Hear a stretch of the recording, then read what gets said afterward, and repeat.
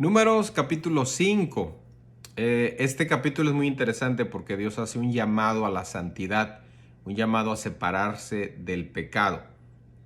Contempla algunos temas aislados, pero con un solo tema, que es la santidad, repito. Ahora ya Dios había puesto a los sacerdotes, el tabernáculo, ya estaba todo listo, organizado. Y en este capítulo, insisto, hace un llamado a separarse del pecado. Recuerda el Señor en cuanto a la santidad del pueblo. Y empieza del verso 1 al 4, hace un mandato, un llamado de separar a los ceremonialmente inmundos. Es decir, ya era momento de separarlos. ¿Quiénes eran estos? Todo leproso, todos los que padecen flujo de semen y a todo contaminado con muerte, o con muerto, perdón. Ya Israel se preparaba para marchar a la tierra prometida. Ahora había que separar a los que ceremonialmente estaban inmundos.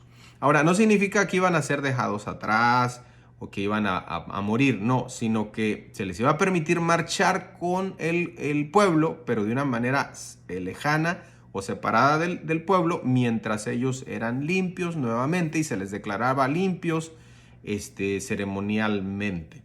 De los versos 5 al 7, Dios hace el mandato o ordena acerca de la restitución. Y dice, primero, los que delinquen o pequen contra su hermano, así dice el texto. El primer paso para ser perdonados o la restitución era que el hombre o la mujer culpables admitieran y estuvieran de acuerdo con su culpa. Dios no puede hacer nada en nadie si la persona no se arrepiente, y el arrepentimiento es eso, reconocer la culpa y decir quiero cambiar. También dice que debería compensar enteramente el daño. Cualquier pecado cometido contra alguien, primero se tenía que confesar culpable y segundo tenía que pagarlo defraudado. Esto tenía que ver más que nada con algún contrato, algún acuerdo que se había hecho con algún hermano israelita. Y además de eso dice que se tenía que añadir la quinta parte. Dentro de la restitución había que confesar, arrepentirse, devolver lo que se había dañado y además agregarle un 20% de eso.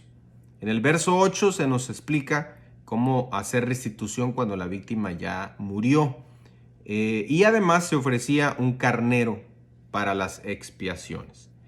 De los versos 11 al 28 se nos habla de una ley pues un poquito especial y diferente acerca de la ley de los celos, además de que se hacía una ceremonia para esto.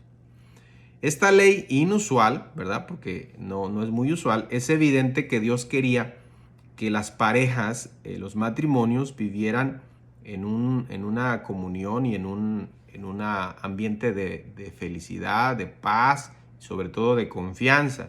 Así que el Señor les da este mandamiento, que es una ceremonia, para resolver esos problemas de celos y problemas matrimoniales. Esta ceremonia no solo trataba con una esposa adúltera, sino también con un esposo adúltero.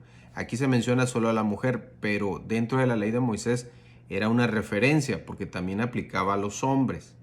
Esta era más que nada la sospecha de que el otro, la mujer o el hombre, habían adulterado y habían sido infiel.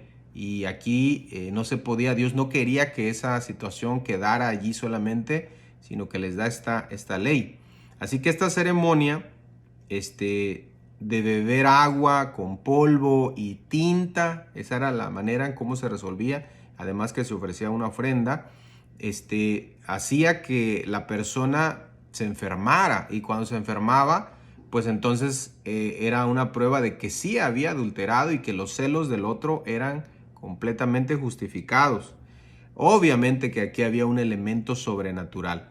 Además, como esta ceremonia se hacía en público y todo el mundo se enteraba, pues también ayudaba a que no se cometiera el pecado de adulterio o de infidelidad matrimonial.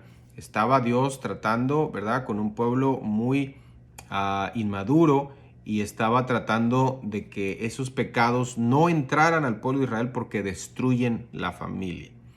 De los versos 29 al 31 se nos da la conclusión de la ley de los celos. Esta era una ceremonia destinada a traer resolución. Si el marido tenía razón o no en sus celos, si su esposa había sido adúltera o no, si él o ella tenían razón, repito, se aplicaban para los dos. Si no lo había sido, él estaba equivocado, el problema tenía que resolverse y este era el camino que Dios les puso al pueblo de Israel para resolver esta situación. Increíble lo que Dios propuso en su palabra para el bien de nosotros y para resolver todos estos problemas que causan mucho daño hoy en día en nuestra sociedad.